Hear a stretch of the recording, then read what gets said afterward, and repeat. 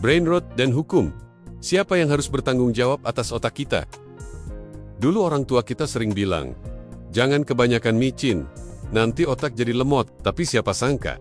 Sekarang otak kita bukan cuma soal micin tapi soal algoritma media sosial yang bikin ketagihan. Pertanyaannya, kalau otak kita digoreng oleh scroll tanpa henti, siapa yang harus tanggung jawab? Kita, pemerintah, atau perusahaan teknologi raksasa?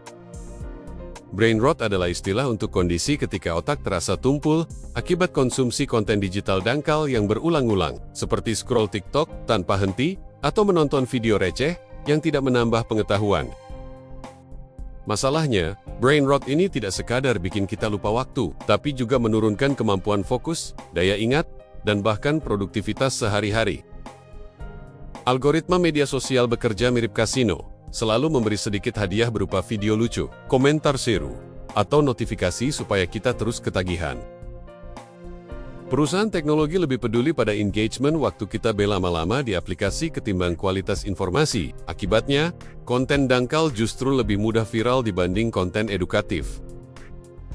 Di Amerika Serikat, ada hukum bernama Section 230 yang membuat platform kebal dari tuntutan hukum terkait konten pengguna. Artinya, meski konten berbahaya beredar, platform tidak bisa dengan mudah dituntut.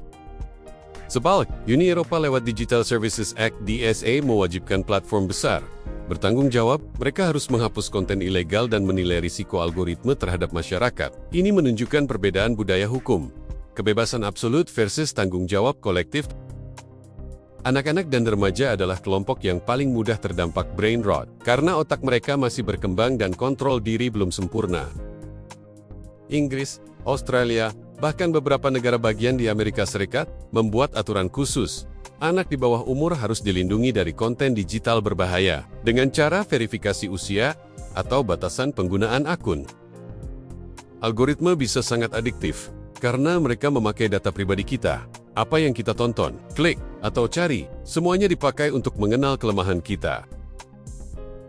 Regulasi seperti GDPR di Eropa dan Undang-Undang PDP di Indonesia mencoba membatasi eksploitasi data. Tujuannya memberi kendali lebih besar kepada pengguna agar tidak jadi korban manipulasi algoritma.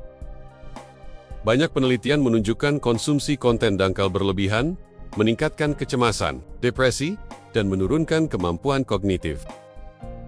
Negara seperti Prancis mulai mewajibkan peringatan resmi tentang bahaya layar berlebihan, mirip label peringatan pada rokok. Korea Selatan memilih solusi non-hukum, yaitu lewat kampanye digital detox. Pemerintah menyediakan konseling, kamp pelatihan, hingga aplikasi yang membantu orang lepas dari kecanduan internet.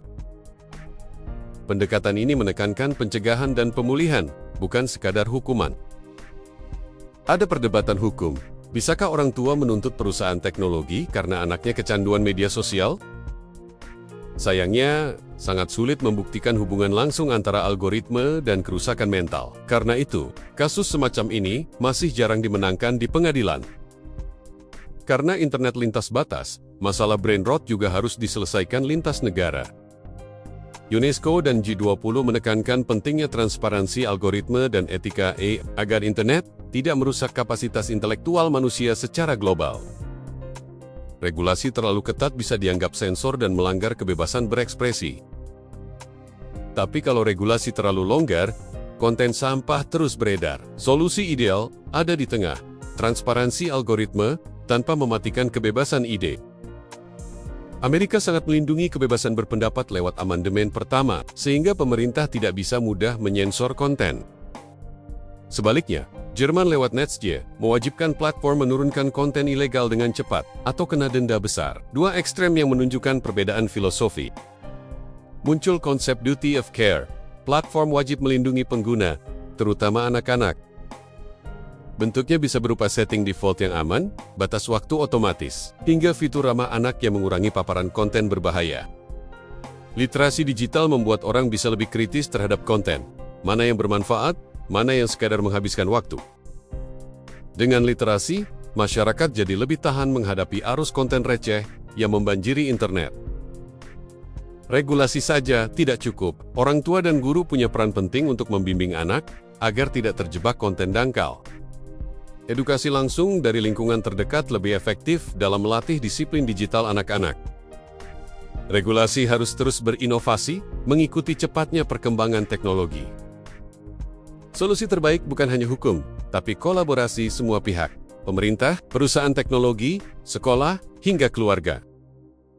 Coba bayangkan, kalau brain rot dibiarkan merusak otak generasi muda, apa yang akan terjadi pada masa depan bangsa? Apakah kita mau menyerahkan kendali otak kita sepenuhnya pada algoritma?